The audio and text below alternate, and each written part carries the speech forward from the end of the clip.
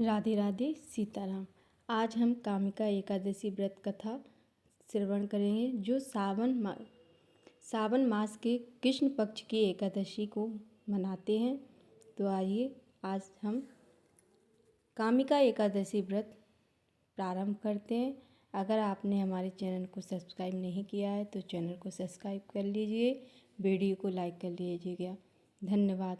आइए कथा श्रवण करते हैं। बोलो विष्णु भगवान की जय।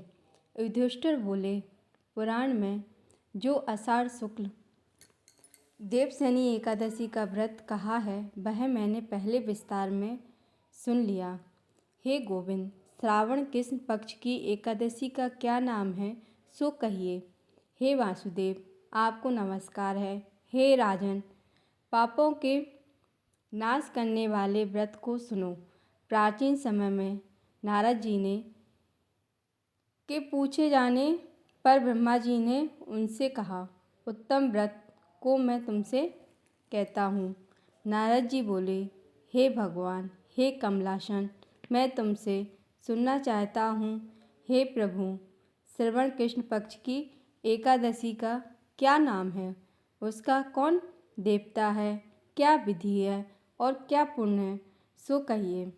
ब्रह्मा जी बोले, हे नारद, संसार के हित के लिए तुमसे कहता हूँ, तुम सुनो। श्रावण कृष्ण पक्ष की एकादशी का नाम कामिका है। उसके सुनने मात्र से अश्वमेध यज्ञ का फल मिलता है। उसमें जो शंख चक्र गदाधारी श्रीधरी मधुसूदन हरि नाम वाले विष्णु भगवान का पूजन करता है अथवा ध्यान करता है, उसका जो फल है उसे सुनो। जो फल गंगा, काशी, नैमिषारण्य और पुष्कर के स्नान करने से नहीं होता, वह फल विष्णु भगवान के पूजन से होता है। जो फल सूर्य ग्रहण में केदार क्षेत्र और कुरुक्षेत्र में स्नान दान करने से नहीं होता, वह फल श्री कृष्ण जी का पूजन करने से होता है। जो फल सरोवर और उपवन सहित भूमि का दान करने से सिंह की बृहस्पति में गोदावरी में व्यतीत पात और अतिगण योग में स्नान से जो नहीं होता, वह कृष्ण जी की पूजन से प्राप्त होता है। कामिका का व्रत करने वाले को भी वही फल मिलता है। सामग्री समेत व्याति हुई जो गौ का दान करने से जो फल मिलता है, वही फल कामिका का व्रत करने वाले को प्राप्त होता है। जो उत्तम मनुष्य श्रावण में श्री हरि विष्णु भगवान का पूजन करता है, उसको देवता गंधर्व उगर पगन सबके पूजन का फल मिलता है। इसलिए कामिका एकादशी के दिन हरि का यंत्र से पूजन करना चाहिए। जो पाप से डरे हुए हैं उनको शक्ति के अनुसार भगवान का पूजन करना चाहिए। जो संसार रूपी समुद्र में डूबे हुए हैं और पाप रूपी कीचड़ में फंसे हुए हैं, उनके उद्धार के लिए कामिका एकादशी व्रत सबसे उत्तम है।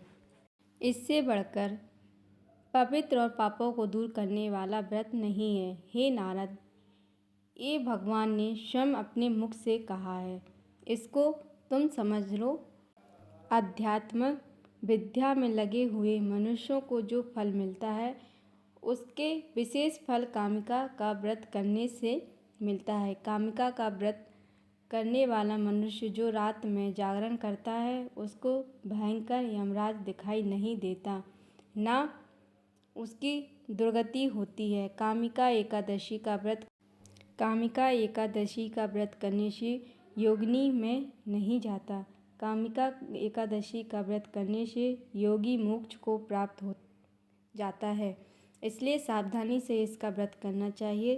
तुलसी के पत्तों से जो हरि का पूजन करता है, वह पापों से दूर रहता है, जैसे कमल का पत्ता पानी से दूर रहता है। एक भार स्वर्ण और 4 भार चांदी दान करने से जो फल होता है, वही फल तुलसी का पत्ता दल से पूजन से मिलता है।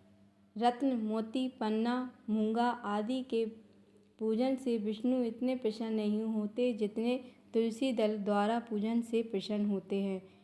जिसने तुलसी की मंजरी से केशव भगवान का पूजन किया है, उसके जन्म भर के पापों का लेखा मिटा दिया गया है। तुलसी दल दर्शन से सब पापों को दूर करने वाली, स्पर्श करने से देह को शुद्ध करने वाली, प्रणाम करने से रोगों को दूर करने वाली, सींचने से यमराज को डराने वाली है।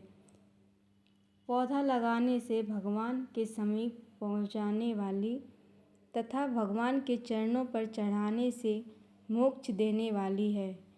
उस तुलसी को नमस्कार है जो एकादशी के दिन दिन रात दीपदान करता है। उसके पुण्य की संख्या को चित्रगुप्त भी नहीं जान सकता। एकादशी के दिन जिसका दीपक भगवान के सामने जलता है, उसके पितर स्वर्ग में जाकर अमृत पीकर तृप्त हो जाते हैं।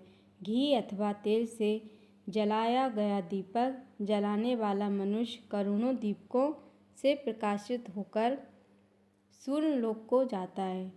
हे कामिका एकादशी की महिमा मैंने नारद तुमसे कही है, इसलिए पापों को हरने वाली एकादशी का व्रत करना चाहिए। ब्रह्म हत्या तथा गर्भ हत्या को दूर करने वाली है, स्वर्ण तथा विशेष पुण्य को देने वाली है। मनुष्य श्रद्धापूर्वक इसका महात्म्य सुनकर वैकुंठ को चला जाता है। यह कामिका एकादशी बहुत फलदायक और पापों को दूर करने वाली होती है। यह एकादशी श्रावण मास की पहली एकादशी होती है जो सभी पापों को दूर करती है। यह व्रत सबको करना चाहिए। यह व्रत विष्णु भगवान का सबसे प्रिय व्रत होता है क्योंकि ये सावन में आता है। बोलो विष्णु भगवान की जय, बोलो एकादशी मैया की जय।